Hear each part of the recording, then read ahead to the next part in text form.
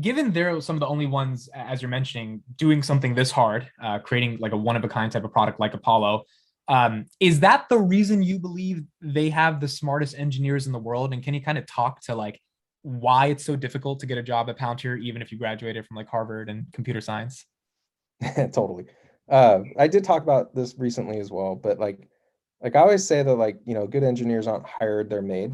And that generally is like, even if you're graduating from Harvard as a computer science major, it's a great program. I'm sure it's a great program. I don't know. I can't speak to that program, but like, let's take Stanford, because Stanford is one that's well known and like where a lot of recruiting was taking place. But like, even if I got some of the best engineers at Stanford to come out of that program, I still have to train you for at least a year, maybe two, on how to actually build software.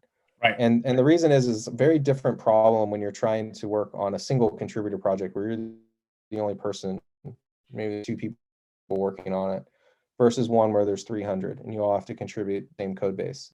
And to do that, you have to environment.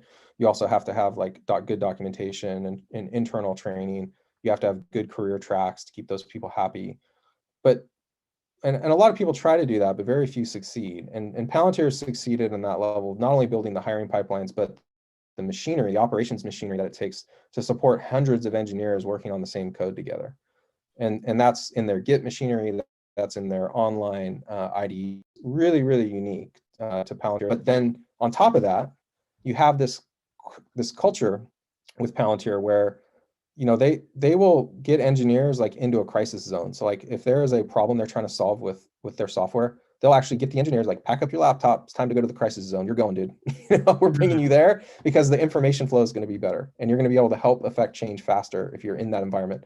And so they're raising up these engineers who know how to deal with crisis on a level that other engineers never will, with a culture that values the type of decision making that comes in those high pressure scenarios.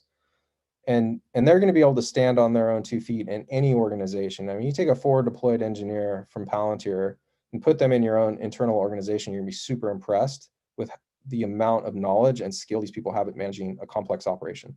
So like, and that's just a normal forward deployed engineer. And now imagine an engineer that's been there for 8 years, maybe built Skywise or did something along those lines. Like you're dealing with a whole nother level. Like it's just Right. not even comparable to most organizations, At least that's my opinion.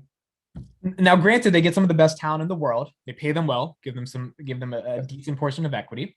I could imagine if a Google or a Microsoft that has the distribution that Palantir does not in terms of teams and with Microsoft and Google Cloud and just having the access to the customer base that Palantir doesn't have yet, could take one of their engineers or an engineer like that, give them triple what they're making because Google can afford to subsidize that. And that would be a decent monetary incentive if Google or Microsoft was building a product like a Palantir and that engineer was not just working on consumer advertising, because obviously that wouldn't incentivize them. Why can't the big guys do what Palantir is doing? And if they can, do you think there will be a world in which they really do disrupt Palantir's ability to scale as a major technology company? Yeah, that's a great question. And no, I've actually said before, like Google's probably their biggest competitor because one, Google's the only company I know of that can operationalize software at this scale and does it, internally. I think that Google has a fundamentally different philosophical approach that would prohibit it from emulating what Palantir is doing. So I don't see them trying to do what Palantir does. I see them disrupting Palantir because maybe they come out with a general AI that can actually replace a marginal worker. Like that would kind of be nuts. And if you combine that with robotics, then you actually have a workforce, like that. You don't need, intelligence augmentation and explainable AI if you have physical AI that can do stuff and can learn and is embodied and it has agency now, So that is a whole different ballgame. And if Google wins at that could put Palantir out of business potentially. But I still think that's like a 50-year time horizon problem if it ever materializes, But Microsoft, I did say this the other day too, I think is a bit of a sleeper here. Their research division, like I subscribe to Microsoft Research on YouTube. They're really deeply embedded with explainable AI.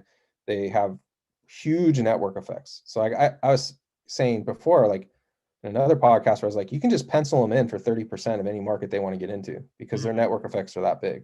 So like, if if they decide they want to compete in the space for real, then yeah, I would take them extremely seriously. So, but at the same time, I mean, you saw the projections on what this market's going to look like, and but at the same time, it's a massive market, so I wouldn't freak out just because like Google or Microsoft enters the market with similar offerings.